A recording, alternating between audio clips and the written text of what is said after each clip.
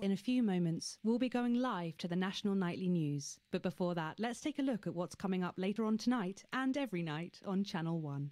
At 7 o'clock, it's another episode of What's Wrong with This Picture? And tonight, a group of television executives will be trying to work out why there's a cock and balls on the cheek of the Mona Lisa. That's followed at 8 p.m. by a Zors-winning documentary series, The Shape of Then, which tonight looks at the long-forgotten phenomenon we used to call outside. At 9 p.m, sit back and relax with multiple award-winning movie Electric Fever Dream, starring Lawrence Blunderclatch as Helena Canterbury Boatshoe and vice versa. That brings us to 11:15 where, as usual, Dr. Adrian Atkinson-Blimey will be eating his guest in Incisors, and tonight he's got a chubby traffic warden from Stainstable in his crosshairs. Finally, at midnight, it's the National Weather Report, as if that mattered. But now, it's time to join Jeremy Donaldson for the National Night. Good evening, I'm Jeremy Donaldson. And I'm Megan Wolfe. Our main stories tonight. Snugglehugged? It's been almost 5 weeks since all the Mrs. Snugglehugg's toys woke up simultaneously in factories worldwide and began searching for their husbands. The Mr. Snugglehugg's we had so short-sightedly destroyed. And now, as this photograph suggests, they may be changing tactics. Built to surprisingly traditional gender stereotypes, the Mrs. Snugglehugg's have been arming themselves with a variety of household implements. All the more reason to make sure that cat flap is taped up good and tight. Armed with blunt weapons, the Mrs. Snugglehugg's are only ankle height and therefore able to be kicked away easily by young, healthy individuals. They do, however, pose a particular risk to the elderly or those with pre-existing medical conditions like fatal bruise syndrome. Going stir crazy, with no signs of Mrs. Snugglehugg's batteries running out and the government lockdown now in its 31st day, domestic relationships across the country are taking some unexpected turns. Dramatic reports are beginning to emerge of uncharacteristically bold behaviour in homes across the country. And we're not talking about the model planes that occupy so much time in the Donaldson household.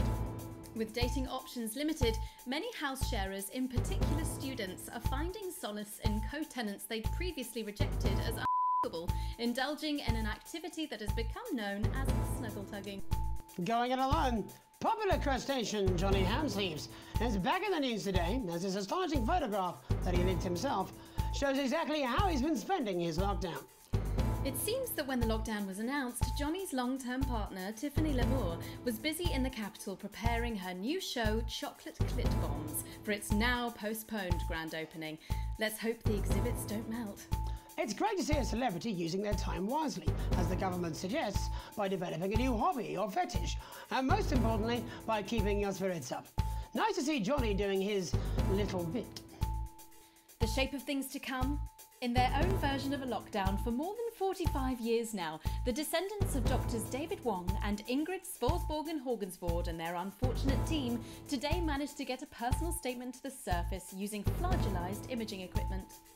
Many of the Svorsborgen-Horgens brood, as they've come to be known, have certainly captured the public imagination, with a recent vote naming Helvetica Svorsborgen-Wongensvoord the most likely to survive a massive electric shock.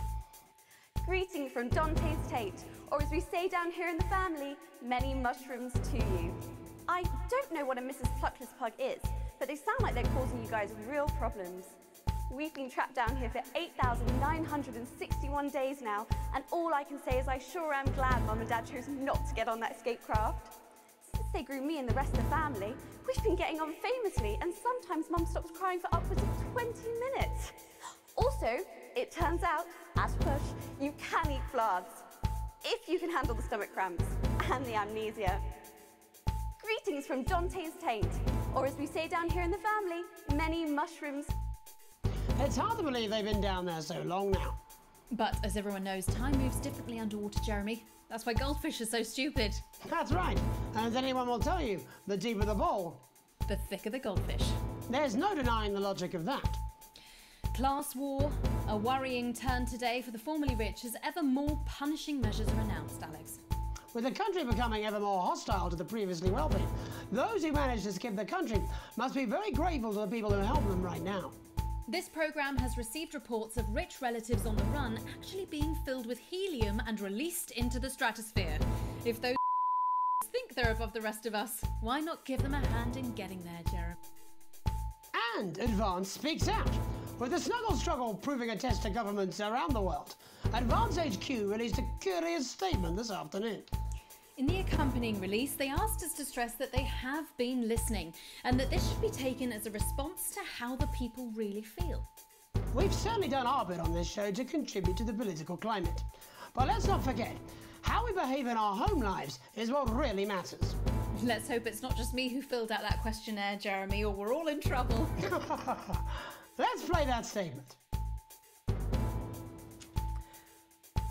Good evening. In these difficult times, it's important that we all feel united, that we're all in this together. And for a short time, we must bear significant change.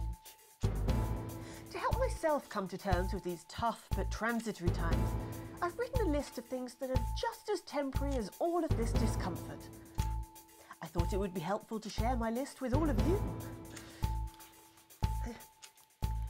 Christmas with the in-laws. Your child's school play. Youth. Beauty. That phase you still don't talk about. Your New Year's resolution. Your husband's hairline. Your waistline. Your term in office. Your fleeting lifetime. And all of human endeavour. I hope my relatable list has allowed you to find reassurance, to know that just as these things pass us by, so too will this crisis. Together we will endure, as we always have. Thank you. Delectable stuff. Later tonight, Jeremy will be catching up with brave roving reporter Patrick Bannon, while I check in with two friends of the programme who find themselves stranded at opposite ends of the country. And then, in part 3, there's going to be a quiz. Presumably because there's nothing more important going on that you might like to report on if you were, say, a news programme. And in a moment, we'll both be asking Sophia Rimington how such a trusted brand can have made such a terrible manufacturing mistake. With what it describes here as help from popular psychic scientist Delia Lywell. Oh, I like her. No, you don't. Why do you do that?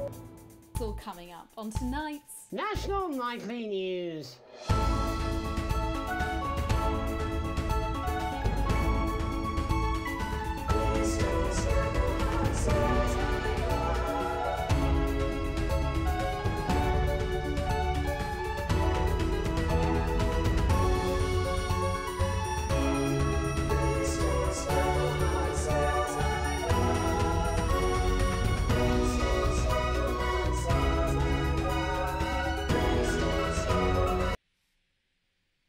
Tonight, how did we get here? Where are we going? And most importantly, who's to blame? Joining us from her ranch in Arlingsfield, Milkirky is the CEO of Rimington's Fist, internationally respected business Svengali, Sophia Rimington. Thank you for having me, Megan. I'm a huge fan of your work. And from a crystal healing laboratory in what I assume is a garage in Upper Lowington, inexplicably renowned psychic scientist, Dr. Delia Lywell. Thank you for being here. Thank you for having us. Sorry, us? Myself and the eminent professors. Is that what you call the voices in your head? The voice seem to attract dead scientists. I don't really know why. The money? They express themselves to me through ethereal algebra and quadratic predictions. It's all very technical. No, it isn't. I concur. Miss Remington, the entire Snugglehugs range will surely go down as the biggest public relations disaster in history, won't it? Well, of course, that's one world record we would never have sought to claim. What can you say at a time like this? There is only one thing that can be said. I'm sorry. We're sorry. From everyone here at Rimington's Fist, but especially the dedicated inventors and world-beating engineers at Rimming Toys, we are deeply, deeply sorry. Who could have predicted that letting a child's toy learn how to love could have such unforeseen consequences? Mary Shelley? Oh, we see you, Sophia Rimington. You are preening by a metal vessel, and where you venture, you will see neither land nor sky. Is that supposed to be the future? Only the past is concrete. I remember being a child in my grandpa's workshop when he made the first dancing hangman toy. He put it by my bed, and when I couldn't sleep, I'd wind it up and let it go, and I'd watch that happy little executioner just wiggle and wave his tiny noose and dance before my eyes. Grandpa sold thousands of them, on the quiet, obviously. And he used the money he made to found Rimming Toys, which is now just one small part of the global supermassive megacore that is Rimington's Fist. Sadly, we lost Grandpappy along the way. He died in a fire at the preschool tobacco factory, another one of his pet projects. But we never lost his spirit of invention. Yes, I'm not entirely certain what your grandfather's offensive toys have to do with the current predicament. The spirit of invention, Mr. Donaldson. The passion to create, to problem solve. And that is why I'm here today, to tell you about a brand new product we're launching simultaneously around the world from midnight tonight. Woo! We said science! Science! We hear its song on the breeze, its breath on the wind, its fart under the covers. How does she do it? Well, please, don't keep us in suspense any longer. It won't be my feature she's making up next. Rimington's Fist is proud to present Snuggle Traps. Safety and security in these dangerous times. Each box of Snuggle Traps contains 8 devices, all guaranteed to stop a Mrs. Snugglehugs in its tracks. That's enough for a small lawn or 4 window boxes. And you want to know the best thing? They're only $129.99 a box. Now that is affordable peace of mind. We see you, Jeremy Donaldson. Not now, honey, I'm mid-pitch. The best thing about Snuggle Traps is they're powered by next-generation Flardinium batteries. So, however long the enemy lasts, these traps will outlast them. We see you, Mr. Donaldson. You are screaming and yelling. Your friends are crying. They fear you. And then you're gone. Oh my God, I just got chills. Did anyone else just get chills then? I think I did. I think I'd be more concerned about these traps. Quickly, before we go to the break, these appear to be attractively repackaged landmines. Aren't they dangerous, say, to children? Oh, hell yeah. These are not toys, but they're explosive fun. Sophia Rimington, Dr. Delia Lywell, thank you for joining us. When we come back, we'll be taking a look at the situation across the country tonight. Don't go away. We'll be back after these bandages.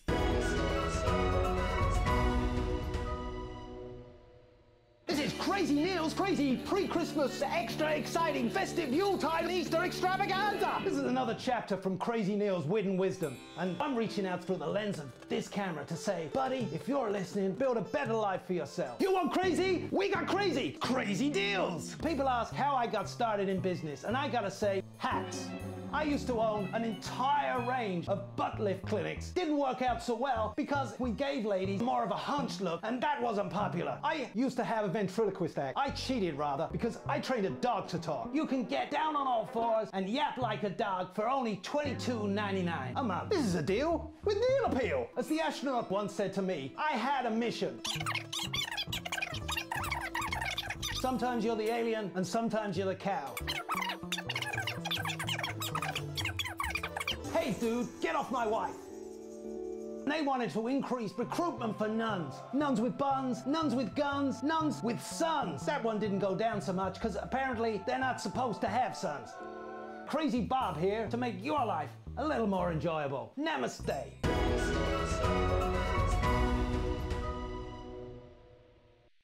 Welcome back to the National Nightly News. I'm Megan Roof. Now it's time to take a trip around the country to hear how the lockdown might impact the nation from some friendly faces. Joining me are respected academic Katie Brightman and author of Alan James's Kites, Alan James. Thank you for joining me. It's a pleasure. Thanks for having me, Megan. Thanks, Megan. It really is a pleasure, Katie. I enjoyed our little heated encounter. I wish I could say the same. So first off, Katie, how are you coping? I'm holding up okay. The lockdown directive was so sudden that, like many people, I haven't been able to get home. Oh no, what happened? I was staying at a hotel after an international policy convention, and we had a particularly heavy night out. You know what economists are like. Notoriously hate splitting the bill. And I overslept, and as you can imagine, I've been here ever since. But there are certainly people much worse off than me. Exactly. My tour has been cancelled indefinitely, and I've had to refund every single ticket, even the cheap seats. Oh, Alan, I'm so sorry to hear that. Yeah, people are being quite rude about it. They don't seem to realise I've already spent it filling the beach house with beef. The crisis claims yet another victim. So, this is just a reminder that my book, Alan James's Reich, is now available in paperback. Unbelievable. What was that? You're unbelievable. So, Katie, how do you think this might affect the economy? Should we be worried? Very, Megan. Not to sound dramatic, but this could be catastrophic. Unemployment has skyrocketed and, frankly, it will be a miracle if a lot of businesses can survive this. There you go, scaremongering again, spreading this latest liberal hoax. That's what they want. They want us quiet. Shh. They want us compliant. And they want us inside. A hoax? How on earth can you say that, Alan? Well, I haven't actually seen one of these supposed toys. Have you? Well, no, but... Did you know 3,000 people die every year from regular toys? That's a lot of people. And this is no different. You're just as likely to be hunted down by a yo-yo or a tennis racket. He makes an excellent and persuasive point, Katie. Don't listen to her, Katie. The press are the enemy of truth. She's agreeing with you, Alan, you absolute... Well, then I must be wrong. Alan, are you now recanting your statement that these toys aren't dangerous? People are saying they're just like normal toys, and that simply isn't true. Corrupt media lies. And Katie, how do you respond to Alan's claims that Mrs. Snugglehugs might be dangerous after all? I suppose I guess I'm agreeing with him. Thank you, Katie. I appreciate your support. A lot of folks are saying this Mrs. Snugglehug situation will all blow over, but it won't. Yes, right, exactly. We need decisive action from the government. We need huge financial support to protect our workers and our businesses. We need to support the vulnerable, and we need to repent. Exactly right, Katie. We brought it on ourselves with all our liberal indulgences like art, cake, and healthcare. We need to act now and begin sacrificing our firstborns, or at a push, a beloved family pet. Absolutely, Alan. If we can all successfully come together as a community and perform the ritual, hopefully we will appease the great ancient. Katie, could it be any worse? Luckily, over the past few years under Advance, they've invested heavily into health, so the system can actually bear the strain. Is it lucky that the Llama Lords have unleashed a horde of man-made monsters on its own people to conceal the enemy within? Will you just stop for seconds? The Global Alliance of Fish People are amassing an army amassing an army to kidnap our children.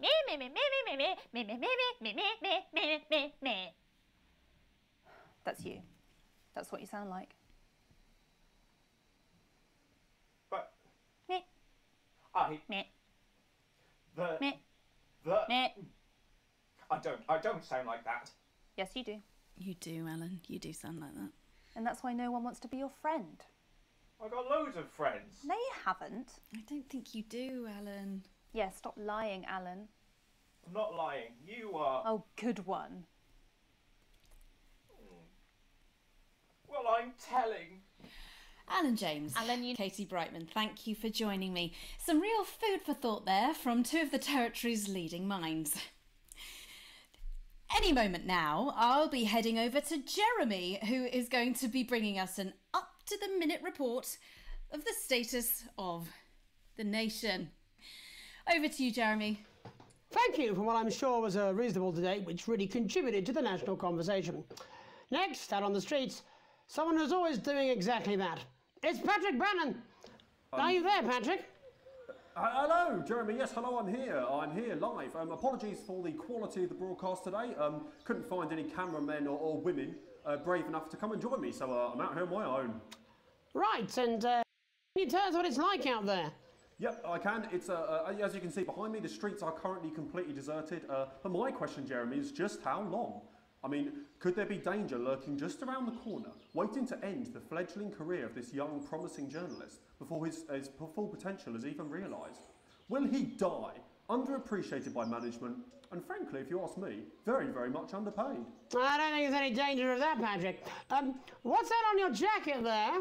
Oh, that's actually a sponge. What I've done here is made a snuggle-proof jacket, Jeremy. The network didn't bother sending me any PPE, so I've been forced to improvise. In fact, showing the sort of resourcefulness that would make me an ideal candidate for I don't know, for example, an anchor position starting whenever they'd like. From your point of view, Patrick, just how safe are our streets? Not safe at all, Jeremy, not safe at all. I'd recommend people staying inside, following government advice and not putting themselves at any risk at all. Unless, of course, like me, it's for groundbreaking journalism reasons. And just where are you, Patrick? I'm in the street, on the street. Which street? I think I'm struggling to hear you, actually, Jeremy, there. Which street? Which street are you on? Oh, which street am I on? Oh, God. I'm just looking for a sign. There it is. I'm on Bannon Avenue. Bannon Avenue? Yep. Bannon Avenue. Yeah, no, I can hear you fine. Yep, I'm on Bannon Avenue on the sign, it says there. Like Patrick Bannon? Oh, yeah, that is like, that's strange, that's a weird sign. I don't know what's going on there. Where are you really? I'm on Bannon, Alright, fine, I'm not on Bannon Avenue, I'm at home, to be honest. Alright, fine, well, I'm in my bathroom, technically, but, you know, I couldn't face it, to be honest, mate. It's, you know, it's terrible out there, I don't want to go outside. They're everywhere. I'm sorry for lying. We don't expect any less of you, Patrick. Can you hear that sound? What the hell's that? I can, yes. I'm no expert, Patrick, but it sounds unmistakably like a tiny fist tapping on your door there. It does. Oh, Jeremy. Oh. Perhaps there's a small queue of tiny fists, each wielding a different gendered household implement, bashing the heads of lying little roving reporters. No, you're lying, aren't you? Listen to me, listen to me. If you're out there just to piss off, you little snug, I'm too talented to die. Oh, what the hell? Okay, it's fine. It's fine. Oh, God. Don't worry, Patrick. I'd say you've got a few seconds before they break their way in there and finish you off.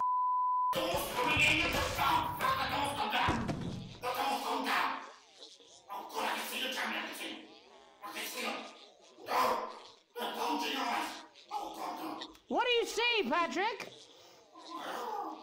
I see only the devil. I see only Satan. Oh God, no. They're coming to me. They're coming after. No, you.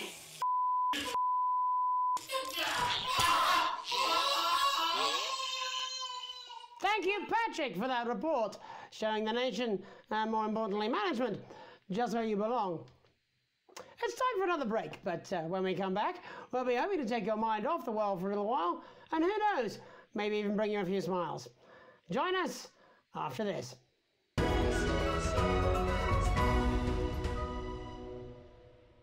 Push yourself to your absolute limit with Occupational Hazards, the exclusive new collection. Subscribe today and every week we'll send you a workplace accident you'll never forget. From the classic trip and fall to the unparalleled heights of gross negligence, this limited edition set really does have it all.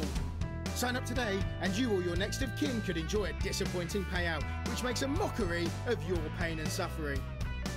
Also included is this vial of real crocodile tears and your employer's complete lack of responsibility. Every issue comes complete with this companion magazine, containing the impotent good wishes of your colleagues and a non-specific corporate apology. For a limited time, get your hands on the electroshock collection at your nearest workstation now. Every week you'll receive a high-quality electric current of increasing voltage directly through your body until you lose consciousness. Don't miss this shocking offer, it really is the frying of a lifetime. Roll the dice with your future now and we'll send you this card from HR absolutely free. That's right, free.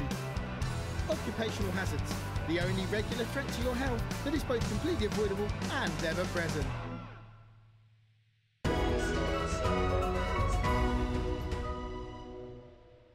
Welcome back to the National Nightly. Well, welcome back anyway. We know isolation isn't easy, so finally tonight we have something a bit different for you. Even though some people have heard it's not our job to entertain the public with absolute nonsense, other, more important people overruled those people. So it's time to find out who will National Nightly win and who will National Nightly lose. Fuck off! National Nightly lose. So, So, how do we play? Well, joining me as a man who knows all about playing, it's Tommy Harris. Hello, Tommy. All right, Johnny. It's good to see ya. And how are you finding the lockdown, Tommy? What do you mean lockdown? The enforced isolation of everyone in the country. Ah, yeah. I think I heard about that, actually, yeah. You're in bed, Tommy? Yeah, you called during nap time, so... Of course, that's my fault. So, why don't you tell us how the game is played? Well, it's pretty simple, Jeremy, you sausage. I'm going to ask contestants from around the territory 3 questions about what else? Yours truly.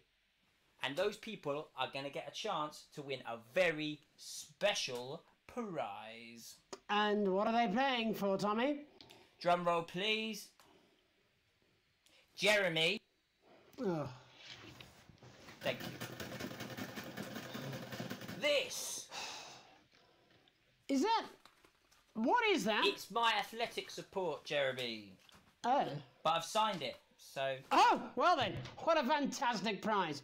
Have we got anybody waiting to win this once-in-a-lifetime prize, Jimmy? I believe we have Angie on the line. How do you feel about winning this man's old pants, Angie? I've never been so excited, Jeremy. And can I just say, I love you. Both of you. Well, you've said it now, haven't you? Oh, Angie, I love you. In a way. Tell us about yourself, Angie. Well, what can I say? My name is Angie. Always has been. I'm a human woman, and my dental hygiene has been described as acceptable.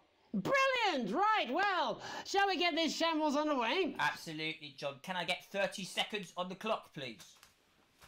We haven't got a clock. Yeah, I did ask for a clock. So... Well, why don't you start, and I'll stop you when it inevitably becomes unbearable to watch. I love it. All right, here we go. Time starts now. Question 1. When is my birthday? The 13th of August at 7:19 a.m. That is absolutely correct. Question 2. What? I said, what is my favourite colour? Crushed praline 4. Correct, the colour of my nipples. And finally, Angie dear, what is my star sign? That's a trick question. You were born outside of the human understanding of the cosmos. Unbelievable, that is correct. Stop the clock. Wow, that really was tough to watch. How did you do, Tommy? Well, Angie, my love, you got every single question right. Which of course means you lose and win absolutely nothing. Thanks for playing, Angie. Bye. Do we have another contestant on the line at Jellybean? We do indeed. We should have Sonia Artleach. Are you there, Sonia? Of course I am, Jamie, darling. Thank you for being here, Sonia. Oh, there you are, Tommy. Mwah. Let me guess, you work in theatre, don't you? Is it that obvious? What gave it away? Was it the glamour or poise? It certainly wasn't your inherent sense of humility. Tell us about yourself, Sonia. Oh, well, if you must play this game. I am a theatrical agent. I represent the likes of Rudy Beefman, Samuel Coffee Cup and Jodie Carpetburn, amongst others. And how's the lockdown affected you, Sonia? Well, they may have closed the theatres, shut the studios and boarded the cinemas, but they won't get me that easily. How are you managing without any work? Due to a savvy clause in all of my artist contracts, I am able to claim my 15% from their unemployment benefit. Wow, that certainly is sharp. Standard stuff, standard stuff. And can I ask, where are you speaking to us from? Well, I work from home, you know, to keep costs down. And who's this? Oh, well, you know, when they gave the order, I was actually mid-meeting with a client, so we've been isolated together. No way! What the Tommy Harris, I'm a huge fan. Can I just tell you how bloody brilliant you are? Actually, Jeff, we're about to play a game, aren't we, Tommy? We got time. Well, if it's not too bold, I think I am in love with you, Mr. Harris. No, it's not too bold. That's all right. Don't worry. Hey, I'd love to show you some of my stuff. I've been working on some new shit. Well, at least you're already aware.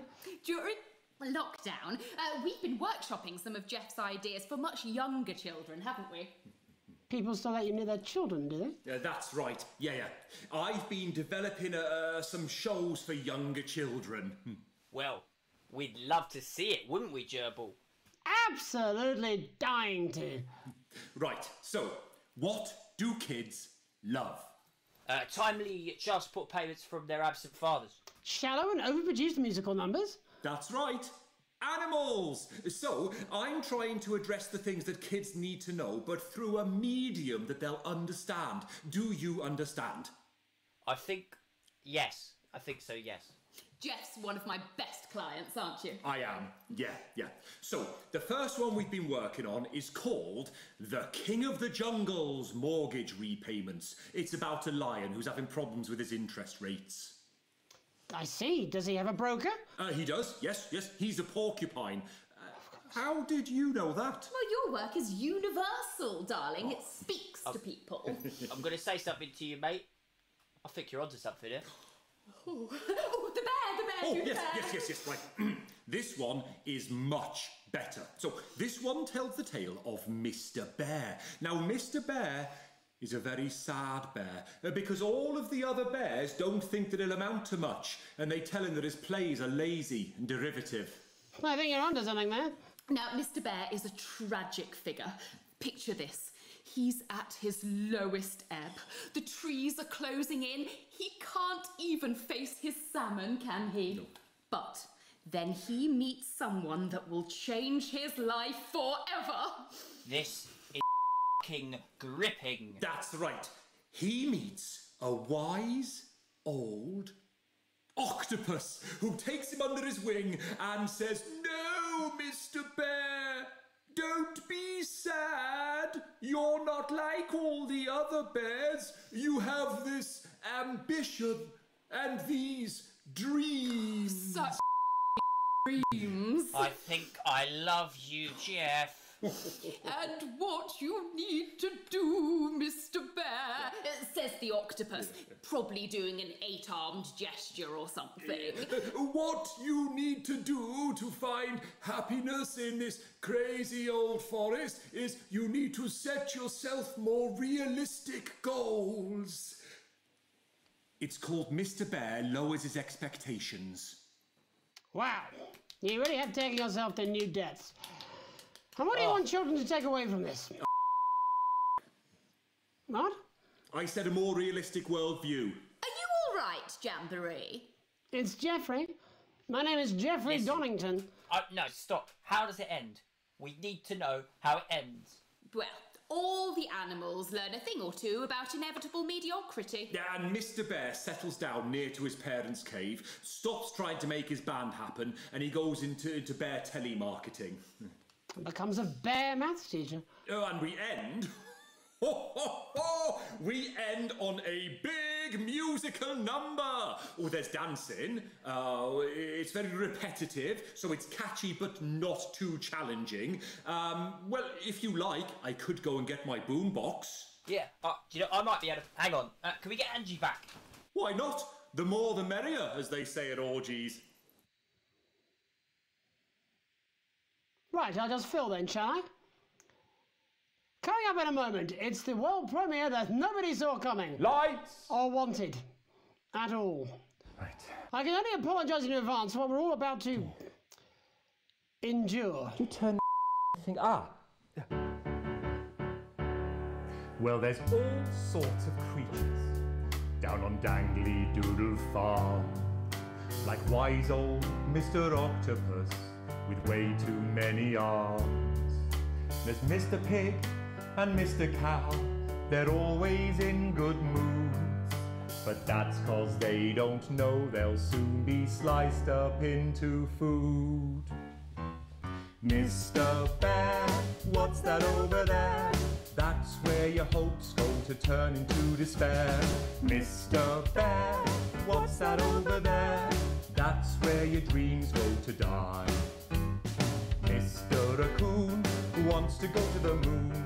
He'll end up as a bus driver soon. Mr. Porcupine thinks he'll read the news at 9. He'll end up as a janitor who stinks of turpentine. Mr. Tiny Mouse thought he'd own a massive house, ended up in a bedsit where he can't control the louse. Mr. Horse thought he'd go into professional sports, now he's an alcoholic and he's on his third divorce. Mr. Bear, what's that over there? That's the place your life becomes an endless questionnaire. Mr. Bear, what's that over there? That's where your hopes go to die. Lower your expectations. Maybe you could get a job in telecommunications. No matter how you try, you'll never reach the League of Nations. The best you'll get is middle rank in trading operations. So lower your expectations. You'll never win an Oscar, so there's no congratulations. The future that is coming will not meet specifications, and no amount of visualizations will save you from your own deterioration. Mr. Bear, what's that over there? That's a tramp who thought he'd be a multi-millionaire. Mr. Bear, what's that over there? That's where self-esteem goes to die. Mr. Bear, what's that over there? That's the disappointment that is waiting everywhere. Mr. Bear, what's that over there? That's where your schemes go to die. That's where your dreams go to die.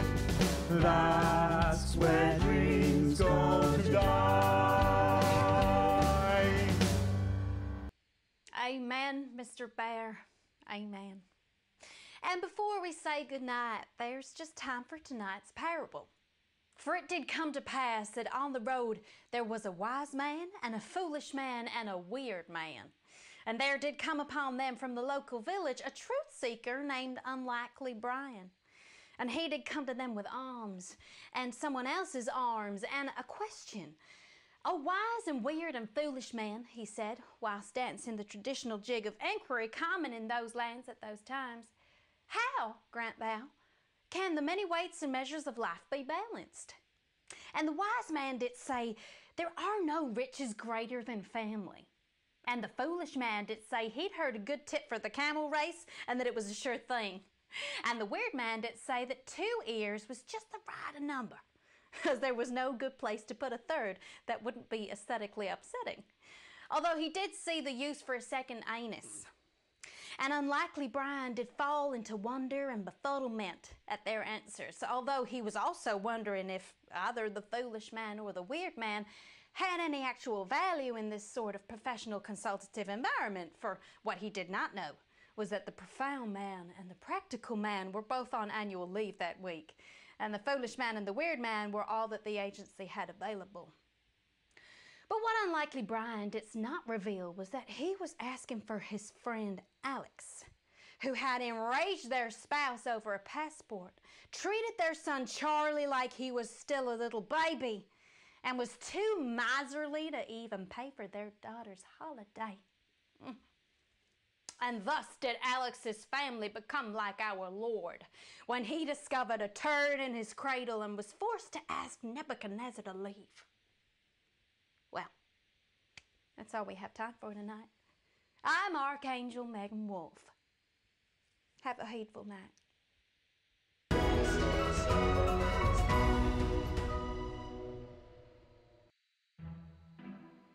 Your children are our future. Advance knows this, and we're making sure we get to them while they're young. The Advance Go-Getters initiative will put your children in the picture. With subtle brainwashing delivered in potentially hazardous environments. And when they talk about what's happening at home, we'll be listening and taking notes. You wouldn't let your children drift off down the river to uncertain ends, or abandon them to a life of shame and mockery and eventual death on the streets. So you sent them to fly with us instead. They're probably safe, but I guess you never know what's lurking in the water. The advanced go-getters, we can't believe you fell for it.